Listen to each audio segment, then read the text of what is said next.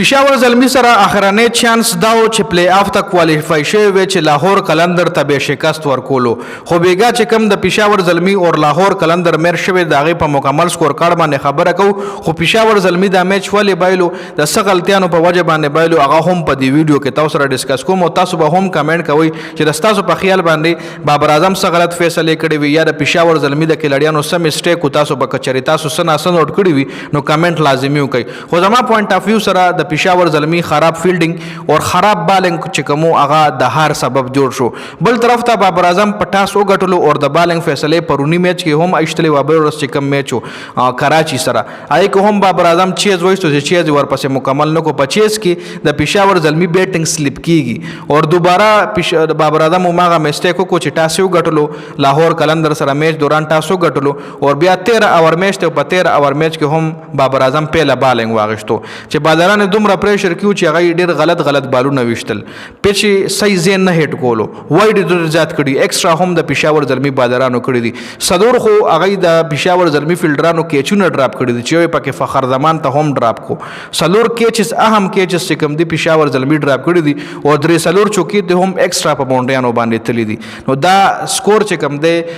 دا بیا پریشر راولي په اخر کې که سکور کارت ته موږ راشو سکور کارت تاسو لاخکاری لاهور قلندر کړیو 149 رنزونه 150 ټارګټو چې 150 په 13 اورونو کې چیس کېدل په اسانه باندې اوس ورپسې هم د پېښور زلمي بیټینګ فلاپ شو 123 ورپسې وکړ په 13 اورونو کې په فلاپ بیټینګ 123 شو لکه په 26 رنزونو باندې پېښور زلمي د میچ بایلو کلګ یو 100 بیټسمنان ودرېدلې وي او له خسر ریټ سره بیټینګ کړي نو پېښور زلمي د میچ ګټلې شو سکور کارت تاسو لپاره سکرین باندې ښکاری فخر زمان ښه بیټینګ کړي 36 بال 60 رنزونه جوړ کړي دي محمد نعیم هم ښه بیټینګ کړي 10 بال 22 رنزونه دواړو اوپنرانو ښه سټارټ ورکړو په تقریبا په 19 بالو باندې د 50 واخلي و دواړو اوپنرانو په 3.1 اوور کې د لاهور قلندر 50 رنزو ښه عبد الله شفیق 4 بال 5 رنزونه باندې ورت شوی کوشال پریرا 8 بال 17 ښه بیټینګ دم کړي دي سکندر رضا 3 بال 4 آصف علي 6 بال 18 ښه بیټینګ دم کړي دي شاکب الحسن بډومنی بال باندې بول شو شاهین افریدي 6 بال 8 اور حارث رؤوف 4 بال 2 رنزونه جوړ کړي دي د پېښور زلمي طرف لوک وډ 3 اور 35 ایکسپنسو بالنګ کړه د محمد علي 1 اور 21 در زنب ویګم یار چې دی ولې لکه مطلب د په ځای خو زم چې د غلې چانس ور کړي وي احسان الله ته چانس ور کړي وي خو خیر دینیل سامس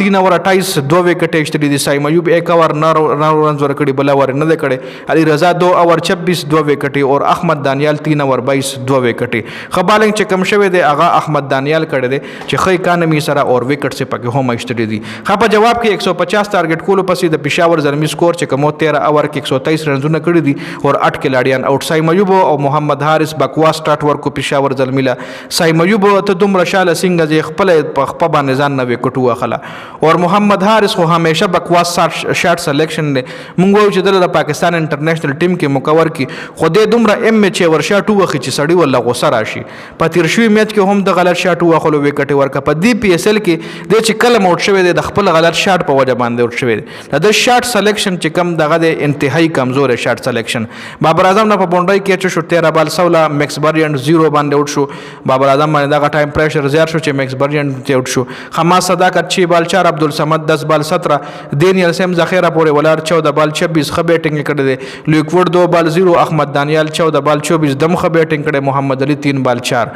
خا ورپسې کوم د لاهور قلندر بالنګ وګورو لاهور قلندر شاهین افریدي 2 اور 19 2 وکټ خ بالنګ سلمان مرزا آوټسټینډینګ بالنګ کړی دی میچ چینجینګ بالنګ چې کم کړی دی هغه سلمان مرزا کړی دی 3 اور 31 سلور وکټ د ایشتلی دي زمان خان 2 اور 6 وکټ یومنا شاکب الحسن 2 اور 18 وکټ یومنا سکندر رضا 1 اور 7 یو وکټ اور حارث رؤوف 3 اور 34 یو وکټ ټول نه بالنګ زمان خان کړی چې 2 اورونو کې صرف شپږ رنز ور کړی دي اور د وکټ لحاظ سره سلمان مرزا کړی دی چې 3 اور 31 اور سلور وکټ ایشتلی دي نو کانګریچولیشن ټو لاهور قلندر چې لاهور قلندر پلی آف لا کوالیفای شو اور پېښور زلمي ته د کور ټیکټونه کټ کړ